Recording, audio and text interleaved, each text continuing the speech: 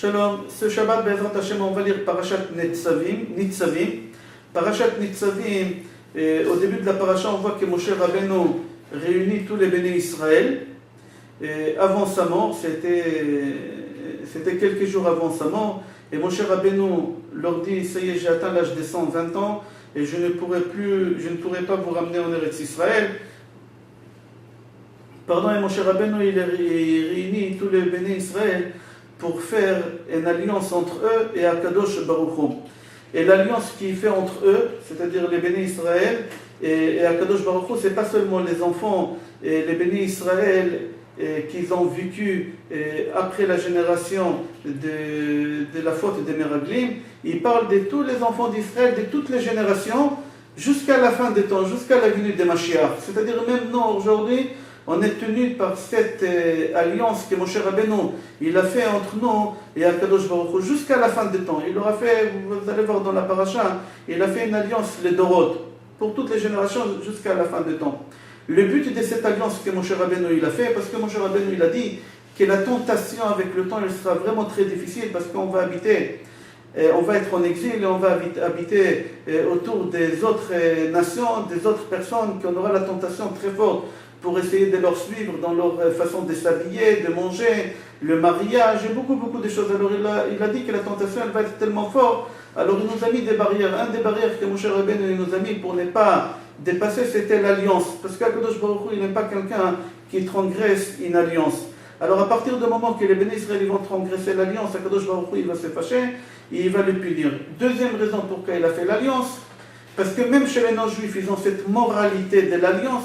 Et à partir du moment qu'ils vont voir que les bénis Israël, ils ont transgressé cette alliance, ils l'ont pas respectée, et Akadosh Baruch Hu va leur donner beaucoup de malheurs, les goyim eux-mêmes, ils vont dire aux juifs, tous les mal que vous avez, c'est parce que vous avez transgressé l'alliance que vous avez eue avec Akadosh Baruch Hu, avec Hashem. C'est pour ça, Moshe Rabbeinu, il a fait cette alliance pour nous bloquer, pour essayer de nous aider à ne pas, chas v'shalom, s'éloigner. À la fin, Akadosh Baruch Hu dit à Moshe Rabbeinu, même que Béné Israël ils vont fauter, même que Béné Israël ils vont se retourner de la religion, même qu'ils vont donner le dos, avec toutes les épreuves que je vais leur donner, avec toutes les punitions que je vais leur donner, ils seront obligés de se retourner vers moi et faire tchouva. Et à partir du moment que Béné Israël ils vont faire une vraie tchouva, alors l'exil il va s'annuler et je vais réunir tous les Béné Israël du monde entier, des quatre coins du monde, vers la terre d'Israël, et ils pourront reconstruire le Beth Amikdash et ramener encore des sacrifices.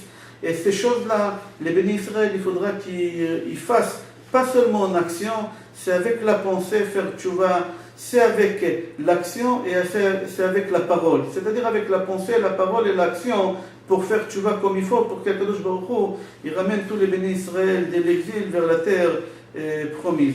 À la fin de la paracha, on finit avec le libre arbitre. Moshe Rabbeinu il nous dit, voilà, je vous mets au bout de deux chemins. Vous avez le bien, et si vous choisissez le chemin des biens, alors vous allez avoir beaucoup de bénédictions. Et vous avez le chemin du mal, c'est le péché. Et si vous choisissez le chemin des péchés, alors vous allez avoir des malédictions, des punitions, etc., etc. Voilà, avec tout ça, vous avez le libre arbitre de choisir ce que vous voulez, ou le droit chemin, ou le mauvais chemin, chas v'shalom. Et si vous choisissez le droit chemin, je vous promets que vous allez avoir une aide spirituelle d'Hachem pour pouvoir avancer et continuer dans le droit chemin. Mais le libre arbitre, vous l'avez. Le libre arbitre, chaque homme il a le libre arbitre pour choisir le chemin qu'il veut. Mais s'il ne le choisit pas, Akadosh Baruch Hu il le punit. Et s'il le choisit, Akadosh Baruch Hu lui donne beaucoup de brachot. Et la paracha elle finit comme ça avec le libre arbitre. Une petite question que les gens souvent posent, comment ça se fait qu'on voit des gens qui font des avérotes, qui font des péchés, qui prennent la voiture Shabbat, qui ne mangent pas kasher et qui réussissent dans leur vie, ils réussissent dans leur vie familiale, sentimentale, parnassa, et tout brille pour eux. Et il y a beaucoup de gens qui font tchouva, qui rentrent dans la religion, qui se renforcent dans la religion, et chas v'shalom, tout tombe autour d'eux, la parnassa, elle s'écroule, les enfants, et beaucoup de problèmes. Alors ils disent, on ne comprend pas, on voit dans la paracha qu'Akadosh Baruch Hu dit, si tu suis mon chemin, alors je te donnerai les bénédictions, et si chas v'shalom, tu ne suis pas mon chemin, alors je donnerai la malédiction. Et on voit qu'il y a un problème dans ce système-là.